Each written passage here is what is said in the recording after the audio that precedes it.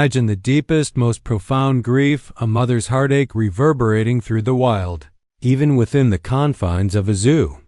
This is where our story begins, with a magnificent lioness named Zola, overwhelmed by an unimaginable sorrow. Her once vibrant spirit, the essence of her leonine grandeur, had dimmed, putting her very survival at risk. Zola had been a queen among lions in the heart of the wildlife park, her golden coat shining brilliantly. Her roar could be felt through the ground, and her presence commanded awe and respect. But now, that power had been replaced by a quiet, consuming emptiness. Only weeks ago, her precious cub, full of playful energy and growing roars, had succumbed to the canine distemper virus, a silent thief in the night. The grief weighed heavily on Zola. She moved slowly, her once bright eyes now dull and distant. The food provided by her caretakers went untouched, her hunger overshadowed by the ache in her heart. She spent her days curled tightly in a ball, a figure of profound devastation, silent monument to the future she had lost. This was not just an animal in distress. This was a mother in agony, and every member of the zoo staff felt her pain echo within them. But even amidst such despair, a group of dedicated individuals dared to dream of a solution, one that was as unconventional as it was hopeful. When science meets compassion, extraordinary ideas emerge. Zola's brain was flooded with stress hormones, leading to an emotional and physical shutdown. It wasn't simply a matter of hunger. It was a broken heart. Despite every conventional approach, comfort food, gentle encouragement, even mild sedatives, nothing alleviated the raw pain of her loss. Zola was slowly fading away. Mr. Ben Carter, the experienced head zookeeper, knew Zola better than anyone.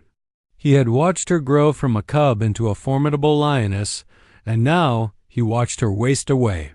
His deep connection with animals told him that Zola wasn't just sick, she was heartbroken. He had witnessed grief in other animals before, but never with such intensity. The thought of losing Zola became a palpable fear among the entire staff. "She's not just an exhibit," Ben muttered, his voice thick with emotion. "She's family." The zoo's leadership and ethical committee convened an emergency meeting, and the prognosis was grim. Dr. Sharma explained the scientific foundation of animal grief, comparing it to human attachment and loss. She clarified that while lions may not grieve like humans, their brains release similar stress hormones, causing deep emotional and physical shutdown. But Zola's situation was more than just a lack of food. Her heart was broken, with no other options. Ben proposed an audacious idea. What if we gave her another cub? The room fell silent. Then murmurs rippled through the group, some skeptical, others intrigued. Could they really provide a lion cub on such short notice? And what about the risks? What if Zola rejected the cub, or worse, became aggressive? The ethical committee debated for hours. It was a risky proposal, almost reckless. But the alternative, losing Zola, was unthinkable. Fueled by desperation and love, skepticism slowly turned into tentative hope. They needed something to reawaken her primal maternal instincts, something to comfort her without replacing what she had lost. And so, with a mixture of trepidation and belief, the search began for the right candidate for this extraordinary mission of healing. The solution came in the form of Leo, a rescued tabby cat from a local shelter. Leo was no ordinary cat. He had an uncanny calm and a gentle, curious nature that immediately impressed Dr. Sharma and Ben. He was playful when engaged, yet perfectly content to observe, a crucial trait for the role he was about to undertake. The design team, usually tasked with creating exhibits, now faced the unique challenge of crafting a lion's mane for a house cat. It had to be realistic enough to resemble a cub's silhouette, comfortable and lightweight for Leo, and above all, safe. Hours were spent selecting the right faux fur, cutting and stitching to create a miniature fluffy mane for Leo, it wasn't about deceiving Zola, it was about subtly triggering her maternal instincts with a shape she could recognize, a soft, innocent face reminiscent of her own cub. Leo was gradually introduced to the lion enclosure, his carrier strategically placed so he could hear the distant roars. The team observed him closely, making sure he showed no signs of stress. The risks were clear. What if Zola saw Leo as prey? What if her grief led to aggression? These worries kept the team up at night. But the alternative, losing Zola, was simply unthinkable. The day of the introduction arrived. The staff, hidden from view, watched with hearts racing. Zola lay curled up, her eyes half closed, lost in her sorrow. Ben slowly approached with Leo in his carrier and gently placed it far enough away for Zola to approach at her own pace. Time seemed to stretch, each second heavy with anticipation. Zola stirred. Her ears twitched. She slowly uncurled her head, lifting, her gaze still clouded with grief as she focused on the small, furry lump in the carrier.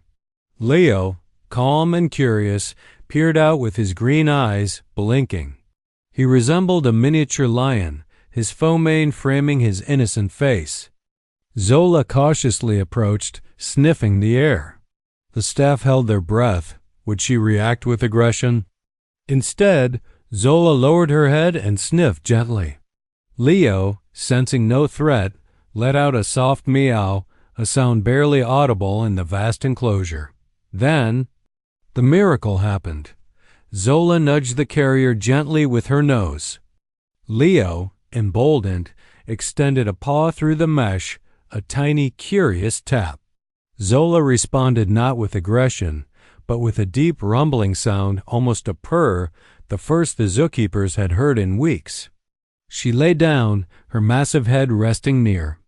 The carrier, her gaze fixed on Leo, the tiny cub-like creature. The interactions were slow and measured, always supervised. Gradually, Leo was allowed out of the carrier for brief periods, then longer ones. Zola watched him from a distance at first, then closer. Imagine the sight of Zola's massive paw gently resting near Leo, careful not to harm him, or Leo fearlessly kneading his little paws on Zola's side, a tiny purring engine beside the picheros. Grieving queen. Slowly, almost imperceptibly, Zola began to change. She followed Leo with her eyes, a flicker of interest returning. One morning, Ben found her not curled up in a corner, but stretched out in the sun, with Leo confidently perched on her back, grooming her head. A few days later, Zola took a bite of meat, then another. The hunger returned and her movements became less sluggish. A subtle spring returned to her step, and the light in her eyes began to shine again. Leo had become Zola's shadow, her unexpected comfort. Not a replacement for her cub, but a reminder of the warmth of companionship and the possibility of new connections.